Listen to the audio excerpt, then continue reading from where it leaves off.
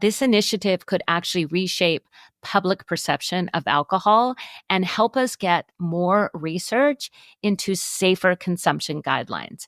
If this is actually put into place, that they would have to do a legislative action to change the labels, but it would help us get new recommended guidelines so that instead of these ridiculous amounts of 7 to 14 drinks a week being considered safe, much more in line with, 0 to 2 would be much more effective and would really help people not only to understand the danger of consuming alcohol, but to have the entire weight of the medical community and these bodies who govern our health and take a look at statistics.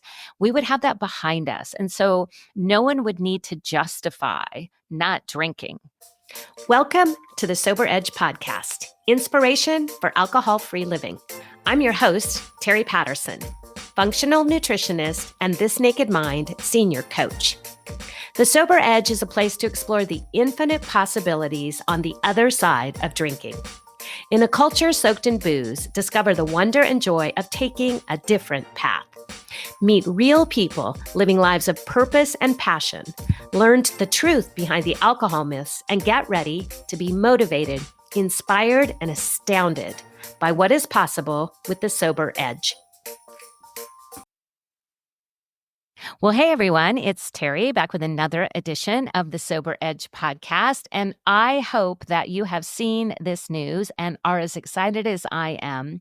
But there was an article by the New York Times highlighting the new guidelines that the U.S. Surgeon General is recommending when it comes to alcohol and cancer. So this is talking about labeling on bottles and alcoholic substances.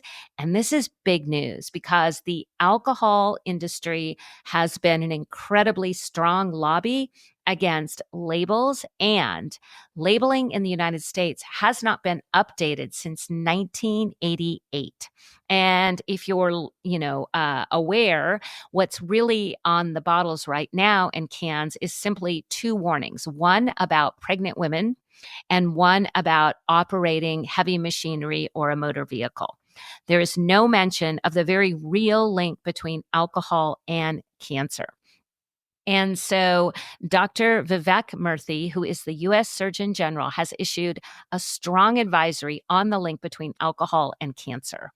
And what he is also advocating for is adding updated warning labels to alcohol products that inform consumers about cancer risks. So again, these current labels were last updated in 1988, and they just mention general health risks. They do not explicitly warn about cancer, even though we have seen for decades that there is evidence linking alcohol to certain cancers. And so here's the scoop. Alcohol is classified as a group 1 carcinogen, meaning it is definitely linked to cancer. And this is not news. This has been around for decades. Even light to moderate drinking can increase the cancer risk, particularly with these types of cancer: breast cancer, mouth and throat cancers, esophageal cancer, liver cancer, and colorectal cancer. And we know that alcohol is the 3rd leading preventative cause of cancer in the United States. So it's time to make sure that people understand this. In fact, only half of Americans get that there is this increased risk of cancer when we drink alcohol. And it's moderate to light drinking as well. We've seen now for a while that they can explicitly state that drinking just 1 to 3 drinks a week can increase a woman's chance for breast cancer by up to 15%. So it's time to share that news. And this is why this is really exciting. I had messages dropping in my inbox, other coaches commenting. I saw lots of a flurry of, woohoo on Instagram, etc., because it feels like this is finally happening, that we're going to actually share some of this really powerful information with people. And so, in addition to alcohol being the third leading preventable cause of cancer, we also see that it contributes directly to 100,000 cancer cases a year and 20,000 cancer-related deaths. And so, for the first time, a U.S. Surgeon General, Dr. Murthy, is urging us to actually take legislative action and require clearer and more direct labeling on alcohol products. And so, this would be similar to what we see on tobacco products to make consumers clearly aware of these risks. And when we look at other countries, we see that in 2023, Canada changed their amount of recommended, the safe recommendation for alcohol consumption to the recent recommendation is no more than 2 drinks per week for both men and women, emphasizing that even small amounts of alcohol can be harmful. And here in the United States, we have been woefully behind this trend to start helping consumers understand what is really safe and, in fact, the truth that no amount of alcohol is considered safe. The World Health Organization has been saying this for years. And so Canada's recent guideline is vastly different than what we still have in play in the United States. In the United States, we define moderate drinking 1 drink per day for women, 2 drinks for men. So Canada, 2 drinks a week. In the US, it's 7 to 14 drinks, depending upon your sex. And that is significant. And in Ireland, we see that they actually have been one of the first countries that will mandate cancer warnings on alcohol labels, which is going to happen this year in 2025. And they are aiming to inform consumers about the direct link between alcohol and cancer. And so this is really starting to bubble up in more than just, the outlying countries. It's really starting to go mainstream that we're going to talk about this more.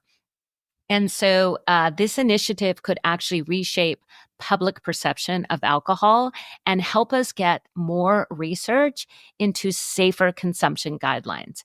If this is actually put into place, that they would have to do a legislative action to change the labels, but it would help us get new recommended guidelines so that instead of these ridiculous amounts of 7 to 14 drinks a week being considered safe, much more in line with, 0 to 2 would be much more effective and would really help people not only to understand the danger of consuming alcohol, but to have the entire weight of the medical community and these bodies who govern our health and take a look at statistics.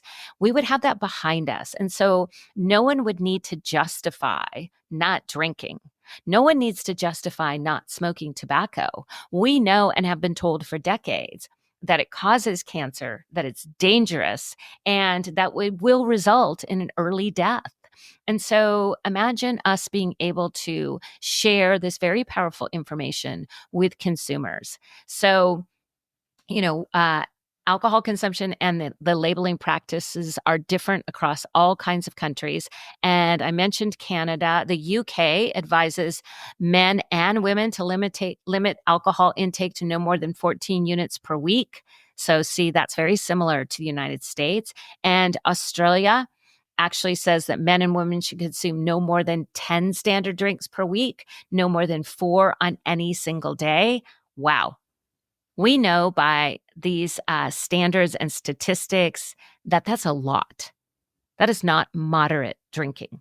And so, again, the United States has not changed their alcohol labeling since 1988. And so this would be a huge shift and a really powerful opportunity for us to take on big alcohol. Now, what we're faced up against is the alcohol lobbies that, alcohol is a well-established preventable cause of cancer, but the alcohol industry has long touted the message that if we drink responsibly, there's not harm. And the alcohol industry is a huge global economy, and they do not want to be regulated by labels. They do not want people to understand the risk of cancer, because then it's possible that people will, in fact, drink less. And so this is a really huge movement. And I hope you are as excited as I am to see where this is going to lead. I don't personally think that this will be a one and done. I think that it will continue to be a conversation with dry January. We're in the midst of dry January as I'm recording this. It really is a powerful time to see that more people are, in fact, exploring the changes. And I want to just look back at the actual article again and share a couple of more facts, because I know from the New York Times, sometimes the actual article is behind a paywall. And so, what Dr. Murthy said is that, many people out there assume that as long as they're drinking at the limits or below the limits of current guidelines of one a day or for women or two for men, that there's no risk to their health or well-being. And this is an actual quote from Dr. Murthy. But he says also the data does not bear that out for cancer risk. So only Congress can mandate new warning labels, and it's not clear that this will happen anytime soon. However, we now have more scientific reviews, and we're going to start to explore the possibility of new guidelines. And this has been happening for a while. So if you are in this place of exploring your own relationship with alcohol, I hope you will take this very seriously. There is a direct link between alcohol and cancer, and we want to start to, just be very truthful about what is the impact. And there's so much power of choice behind that. This is all about your ability to make an empowered choice. And so this is where it gets really exciting, because instead of having to justify not drinking alcohol, we now will have more medical evidence behind our decision. So not only can we share that with others, but it can also help us feel like, even when in the beginning it might be hard to change a relationship with alcohol, to stop drinking alcohol, it's going to be worth it. There's going to be so much that is going to be coming out around all of the benefits of not drinking alcohol. And so the Surgeon General's advisory provided a brief overview of research studies and reviews over the past 2 decades. So again, this is not something new, and including a global study of 195 countries and territories involving 28 million people. They all found that higher levels of alcohol consumption were associated with a greater risk of cancer, and particularly breast cancer and mouth cancer. And so this is just really exciting. And, one thing that they also highlighted in this article, and I mentioned this already, but many Americans don't know there's a link between alcohol and cancer. In fact, fewer than half of Americans identified alcohol use as a risk factor for cancer, compared with 89% who recognized tobacco as a carcinogen. So this would, again, be a way for more people to be informed about the impact of consuming alcohol and the link to cancer. So that's what I got for you this week. I think it's really exciting. I'm going to be keeping an eye on this. I hope it helps you feel excited and empowered about the decisions that you as an individual can make to create better health and wellness. And there also was a recent article, I think it was in the Huffington Post, around, alcohol and aging. So, alcohol is going to have a greater impact for those of us who are over 50. And that's something also to consider. So here's to living a healthier life and thriving year by year. Thanks for tuning in for the Sober Edge podcast, and I will see you next week. I want to thank you for tuning in to the Sober Edge podcast. This is a place for important conversations and a safe place to question everything you thought you knew about drinking. If you're looking for your sober edge, I want to invite you to connect with me at thesobernutritionist.com, where you can grab my free resource, Becoming More, a guide to loving your sober life. And I would be so grateful if you enjoyed this podcast, if you would leave a rating and review, as it will help more people find their sober edge.